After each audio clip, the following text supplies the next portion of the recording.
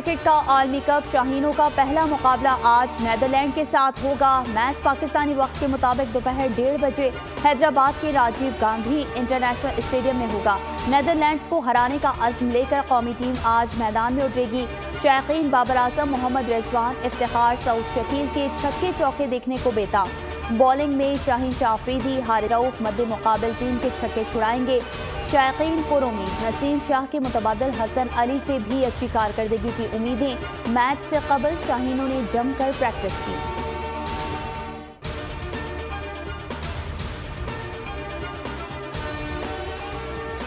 ICC world cup का पहला match New Zealand ने दिफाई चैंपियन इंग्लैंड को धूल चटा दी। कीवीज ने 2019 के वर्ल्ड कप फाइनल की शिकस्त का बदला ले लिया। न्यूजीलैंड ने इंग्लैंड को 9 विकेटों से इबरतनाक शिकस्त दे दी। इंग्लैंड ने 283 रन का हदफ किया था। मद्दे मुकाबल टीम ने 1 विकेट के नुकसान पर 37वें ओवर में हदफ हासिल कर लिया। कीवी बल्लेबाज डेवन कॉनवे ने 152 और रजन रविंद्रा ने 130 रन बनाए। इंग्लैंड के जॉ रूट 77 और जॉर्ज बटलर 43 रन बनाकर नुमाया रहे। रजन रविंद्रा मैच के बेहतरीन खिलाड़ी करार पाए।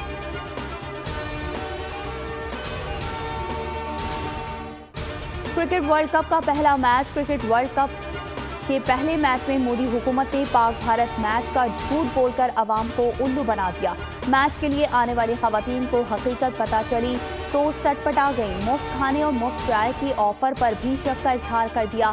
स्टेडियम में पानी की बोतल 20 रुपए वाली बोतल 100 रुपए की फरोख्त हो गई।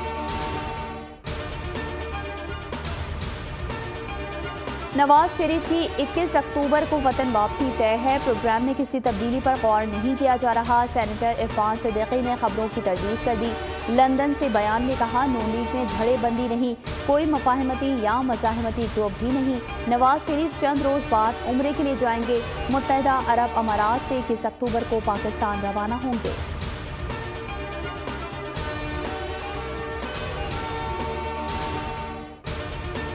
नवाज शरीफ अवाम और मुल्क को मुश्किलात से निकालने आ रहे हैं। 21 अक्टूबर को पाकिस्तान की खुशहाली वापस आ रही है। मरियम नवाज की ज़ेर सदारत इजलास में गुफ्तगू। कहा, नवाज शरीफ को निकाला तो मुल्क से तरक्की, खुशहाली और अमन सुकून भी निकल गया। नवाज शरीफ के दौर में महंगाई कंट्रोल में रही। शहबाज शरीफ की रिहाइश गाह पर अहम बैठक। मरियम नवाज और हमजा शहबाज की शिरकत। दीगर हलकों में वर्कर्स कन्वेंशन और इजलास से मुतालिक मशावरत की गई।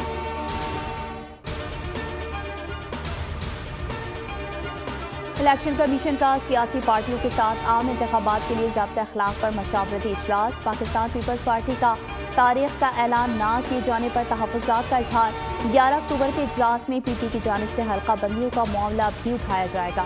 दीगर सियासी जमातों की भी इलेक्शन कमीशन इजलास के हवाले से अंदरूनी मशावरत जारी।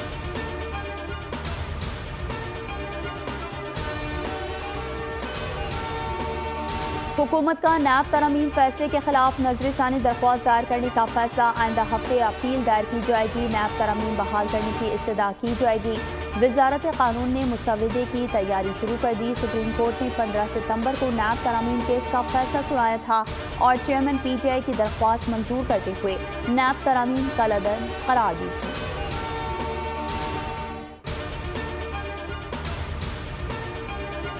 सदर मुमलिकत से naval chief admiral Amjad Khan Niazi की अलविदाई मुलाकात। सदर ने अमजद खान नियाजी के मुल्क और पाक बहरिया के लिए खिदमात को सराहा।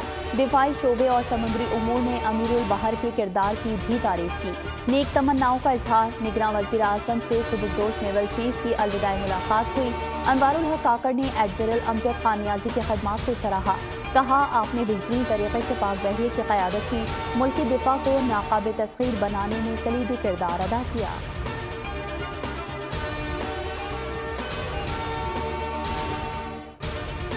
इस्तेहकाम पाकिस्तान पार्टी की रजिस्ट्रेशन का अमल मुकम्मल। इलेक्शन कमीशन ने नोटिफिकेशन जारी कर दिया।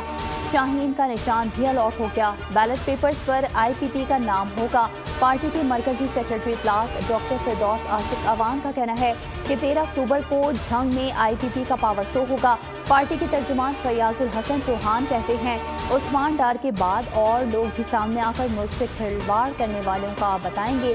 चेयरमैन की गिरफ्तारी पर हमलों की प्लानिंग की थी। बोले, चेयरमैन ने तर्जुमानों की मीटिंग में 9 मई के वाक़यात की मजम्मत से मना किया था।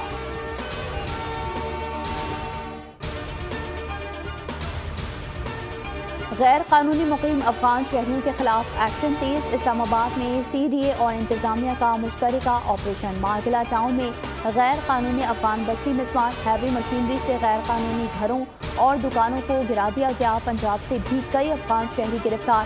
पाकिस्तानी हुकाम के अफगान सफारत खाने के हुकाम से मुलाकात हुई।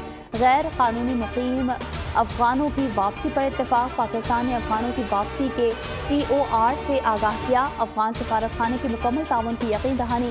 गिरफ्तार अफगान शहरियों का डाटा भी शेयर किया जाएगा।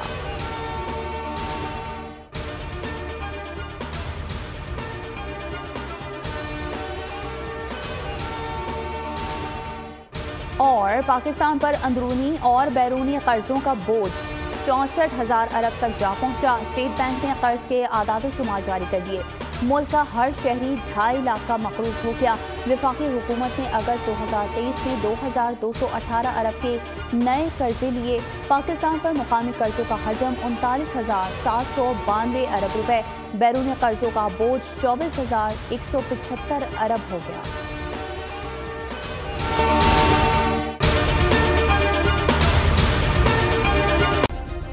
सब्सक्राइब करें और बेल दबाएं ताकि कोई खबर रह न जाए।